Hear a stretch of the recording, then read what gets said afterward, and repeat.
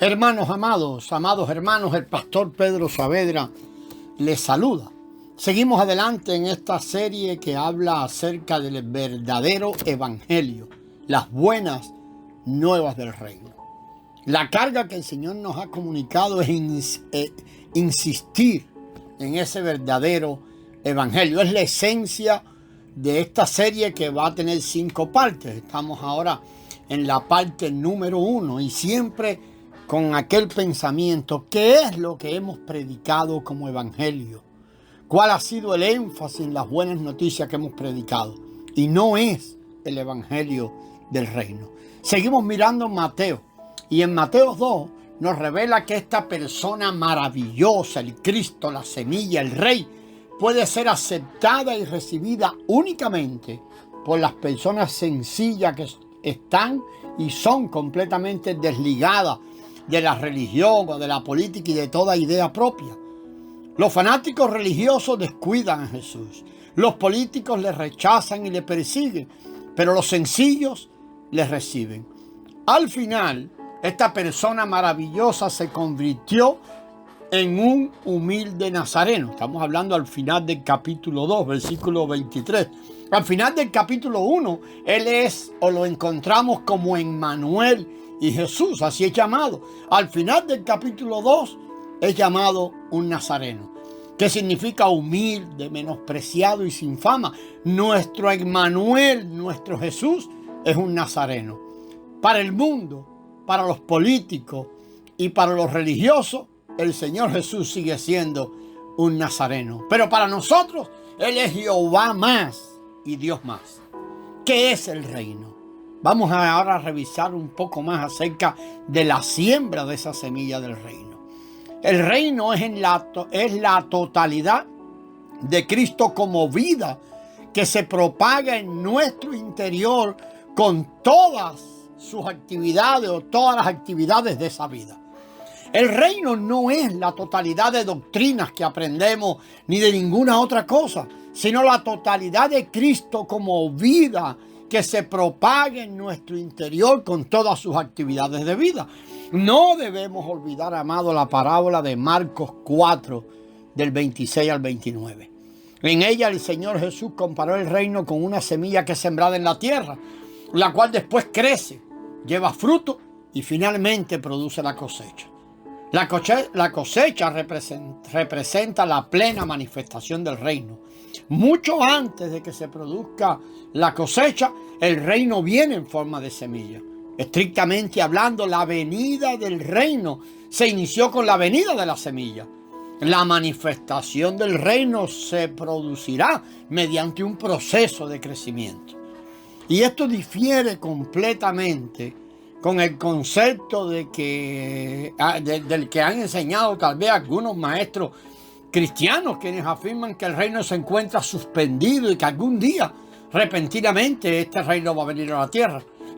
Si miramos esto, vemos que este concepto es absolutamente erróneo. El reino viene como una semilla que es sembrada en la tierra, la cual crece hasta que finalmente produce la cosecha. La cosecha representa la venida completa, la manifestación plena del reino.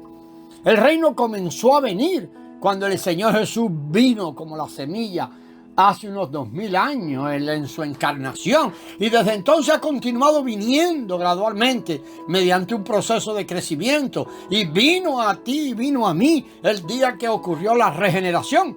Hoy en día todavía estamos en el proceso de crecimiento del reino, con la expectativa de que un día la cosecha llegue a la madurez.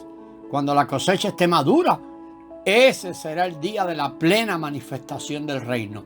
La cosecha completa la venida del reino. Y esto, amado, no es que estamos interpretando una profecía de una manera o de la otra. No, es la comprensión adecuada de la Escritura. Marcos no es el único libro que presenta tal parábola. Si uno selecciona otros versículos de los diferentes libros del Nuevo Testamento, uno verá que estos versículos encajan entre sí como las piezas de un rompecabezas, presentándonos un cuadro completo de Cristo, aquella persona maravillosa quien vino como semilla hace unos 2000 años. Mas Él no vino completamente, no vino solamente como semilla del reino, sino que además vino como el sembrador del reino, el cual se siembra a sí mismo en la tierra de la humanidad. Desde entonces comenzó la venida del reino. Después que esta maravillosa semilla ha sido sembrada en nosotros, comienza a crecer. Ahora necesitamos regarla, y mucho cuidado con esto de regarla, que estamos incitando al esfuerzo propio. La parábola dice que aquella semilla va creciendo y viene la hierba y viene la espiga y vienen los granos. Pero hablamos en términos de la labor en Cristo para que esta semilla crezca y crezca. Hoy en día la semilla continúa creciendo, y este crecimiento no es otra cosa que el proceso de su venida de manera gradual. Este proceso, que es la venida gradual del reino, continuará hasta el día de que este crecimiento produzca la cosecha. Esa cosecha será la compleción final o el completamiento de la venida del reino. La cosecha será la plena manifestación del reino. Es de mucho gozo, amados hermanos, haber escuchado las buenas nuevas apropiadas en cuanto al reino y que las podamos anunciar así. Esto es en realidad el verdadero evangelio. Este tema del reino ha estado escondido, oculto, velado por siglos. Pero por la misericordia y la gracia del Señor, el velo ha sido quitado y está siendo quitado. Nunca el tema del reino ha sido tan comprensible y transparentemente claro como el Señor lo está haciendo en los últimos tiempos. El reino es la totalidad del Cristo que como vida se propaga dentro de nosotros con todas sus actividades de vida o de esa vida. La vida o la venida del reino comenzó cuando Cristo vino a sembrarse en la tierra de la humanidad a fin de crecer, madurar, producir la cosecha, la cual es la plena manifestación del reino. Aleluya. El reino ha venido, pero ahora el reino crece continuamente y viene y sigue viniendo mediante este proceso de crecimiento. Los engendrados de arriba tenemos la semilla y todos nos hallamos en este proceso de crecimiento. Llegará el día en que nos hallaremos en la etapa de la cosecha. Ahora nosotros tenemos al Señor Jesús, la maravillosa semilla. Amado, ¿se había dado cuenta de todo lo que Él es para nosotros? Él es el fruto de tantas generaciones humanas mezcladas con el Dios Trino. Él es Jehová más. Él es Dios más. Esa persona maravillosa es la semilla. Mateo 1, que estamos repasando sobre el libro de Mateo, nos presenta la semilla. Mateo capítulo 2 nos habla de las personas apropiadas para recibir la semilla. Pero vamos a seguir mirando ahora en el capítulo 3 y se nos muestra de qué manera esta semilla del reino es sembrada. En primer lugar, allí en Mateo 3 nos dice que la siembra del Señor Jesús como semilla no tiene nada que ver con la cultura ni con la religión. Recordemos que el precursor del Señor Jesús, Juan el Bautista, aparece como una persona sin cultura o religión. En aquel entonces el pueblo judío poseía la cultura más elevada con su religión hebrea. Y Juan el Bautista en realidad nació en esa cultura y nació en esa religión más elevada. Sin embargo, cuando Él aparece salido, Él sale de la religión y de la cultura, tanto que externamente parecía una cosa rara para su cultura y para su religión. Durante aquel tiempo, el centro de la religión estaba en Jerusalén, donde estaba el templo y los sacerdotes y el altar, pero Juan no fue allí.